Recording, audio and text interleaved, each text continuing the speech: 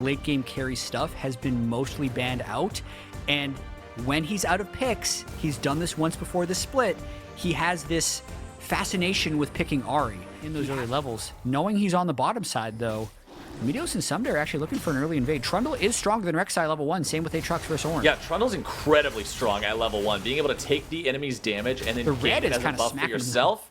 The red will hit him a few times and make the trade come out more even than it otherwise would have.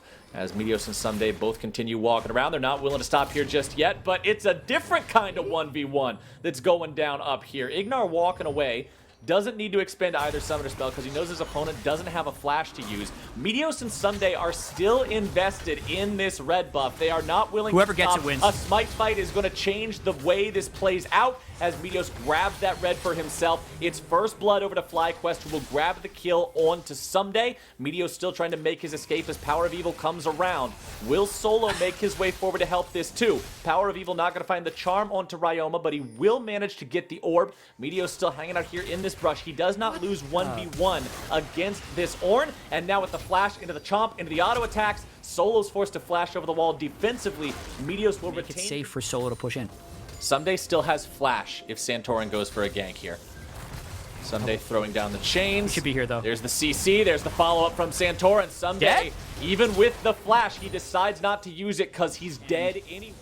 That could potentially be a tilter for Ssumday. You think all the way back to level 1, helping on the invade, gets him killed. He teleports back, gets control of the wave, freezes it, and then if Meteos is there to cover, they win that 2v2 every time. Yeah. But because it was a 2-on-1 gank, he ends up falling and losing his Oh, place. whoa! Flash into the charm coming out from PoE, but he's CC'd underneath the turret and he will almost fall. Cody's son with a flash to grab the play. Ryoma makes a TP down and 100 Thieves.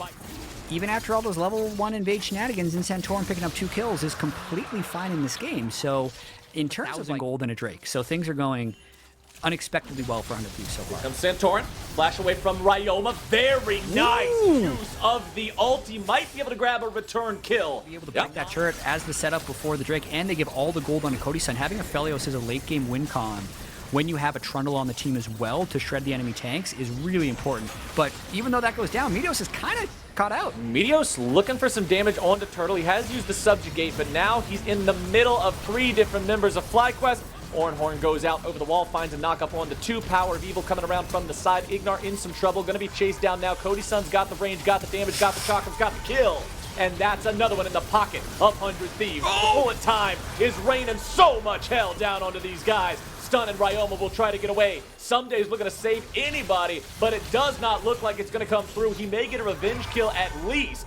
Double kill to PoE, double kill to Ssumday. Over the wall he goes, looking for the infernal chains, looking for the kill, won't be able to find it. Here where FlyQuest would lose, and we have a tie for second at 9 and 7, which would happen if they continue doing this as Meteos. The fighting never stops this game, and I am about it. Meteos and Stun now going to be the ones under fire. FlyQuest coming in 5 men strong. Meteos down to 100 HP, but Stun's the one to die first. Ryoma finds a real big FlyQuest. They got all 5 bodies here, and they are ready to fight. GLP not going to find anything there for Power of Evil. The ball in the middle of the river, daring FlyQuest to walk over it. Now Santorin's going to be caught out, has to try to get himself away. Going to be taken very low. One more club upside the head, and Meteos has his number. There comes the pillar, and here comes 100 Thieves. A nice shockwave this time. It is perfectly on time, and that's shutdown money for Ssumday. They completely steamrolled them in that fight. The shockwave came all the way back up for Ryoma, but Farsight? Farsight Totem, that's what it is. Yep, Farsight Totem placed down. It's going to see what they're taking. We'll get that Ocean Soul, which, as I pointed out earlier on in the day, I believe there has been criminally too little of. But this time around, we've got our therapy dragged down. There is no chance to walk through that, as Santorin will, I guess, grab Wolves as a concept. So hard.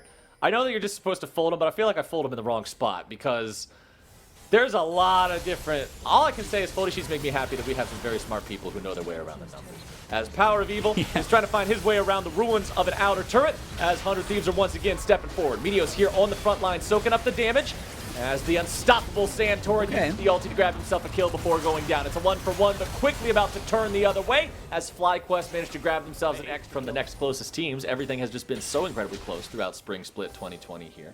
As Stunt walks into the bush, Wild Turtle and FlyQuest are immediately waiting there, but a very nice shockwave coming out from Ryoma will make sure that it goes the way of 100 Thieves. Solo comes in from the side. Meteo's still tanking up there on the front line. No subjugate available means he is a little bit squishy. He is vulnerable as Solo has to dash away. Good charm. Nice charm on a Cody's son.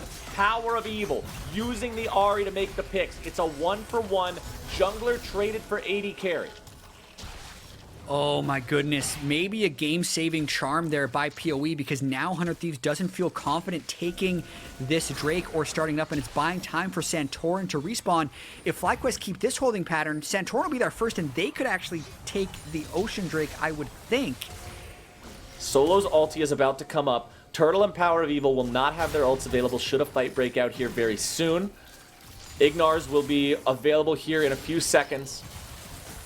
On the side of... Watch for Someday. Yeah. He's got ultimate and level 14. We got to keep an eye on that big weapon for 100 Thieves there in the top side. Shockwave again from Ryoma. The cooldown is so low, the damage is so high, and Stun is so dead. Turtle grabbing the kill on that one. As now Someday's coming in from the side, looking to see what he can set up. Turtle in some trouble. Infernal Chains flashed away. Ryoma has probably used the most shockwaves in 23 minutes that I can. 100 Thieves is just waiting to find the fight to end the game. Notice Someday coming up through the minimap.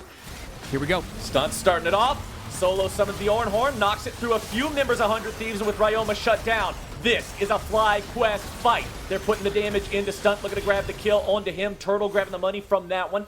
Meteos retreats to the top side of the map, and FlyQuest is saying, oh, no. We're not letting you out of here. Santorin leads the charge, and the rest of the team looks to collapse. Baron is up. You kill the enemy jungler. You have 2 dead on the enemy team. You have the chance to go for it. They're sending it anyway.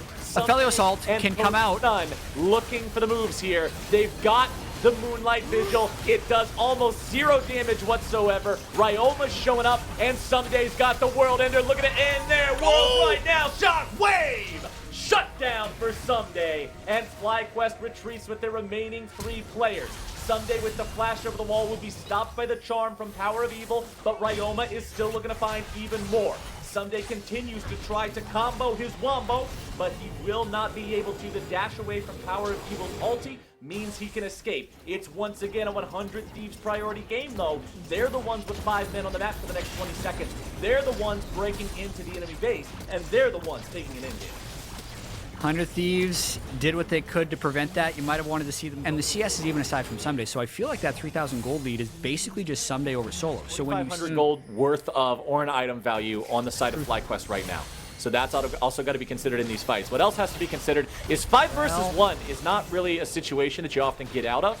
Anything would be ideal for him because he's got the guns where he can put down the turrets, stack up his chakram, and then get really massive damage, and here we go. Fight starting off. Meteos is the target. A Shockwave finds its way onto 2. Turtle's going to be one of them. Moonlight Vigil finding a little bit of damage there onto Turtle, who's down below 25% HP. 100 Thieves went out in the fight, and Ocean Soul doing exactly what they earned it for, healing them right back up, making sure they're coming out on top in these trades. Santorin's going to be pulled right out of his tunnel, forced to flash over the wall instead. Ignar now on the run, Chains pulling him back, slammed right down into the ground, and Ryoma is the one providing the damage all so often this game, chat, as Solo is caught out, and all 5 members of 100 Thieves will take him out.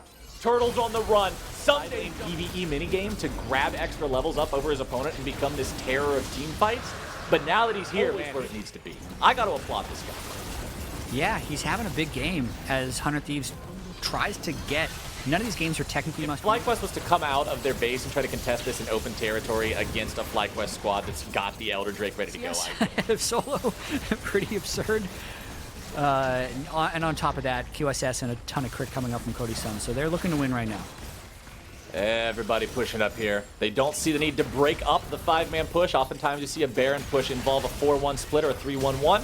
Just making it a 5-0-0 this time around. All the muscle here in the top lane. Stunt frontlining onto the turret as Someday jumps over the wall, scares them away, and just buying those couple of seconds making FlyQuest think defensively instead of offensively, looking for some kind of a punish, allows 100 Thieves the chance to break that base open in the top lane as well. Of course, there's still a tier 2 turret standing in the bottom lane, so it would take a long amount of time for 100 Thieves to try to go for a third inhib. Instead, they're just going to look for the end of the game right now. Solo uses Call of the Forge God, finds the knockup onto 2. Ryoma going to be one of those. Into the stasis he goes, looking to keep himself alive. The damage comes through onto Santorin. He is killed immediately. Ryoma is kept alive. 100 Thieves are pushing for the win right now. Power of Evil, Ignar, and Wild Turtle trying to get themselves back to the safety of the Fountain Steps. The Nexus turrets are falling, and time is running out. It looks like it's all she wrote. Stunts there providing the CC. Ryoma will finally fall, but the trade is everybody on the side of FlyQuest except for Ignar. That is a win for 100 Thieves, bringing them up to 8-8. GG to 100 Thieves, man. I think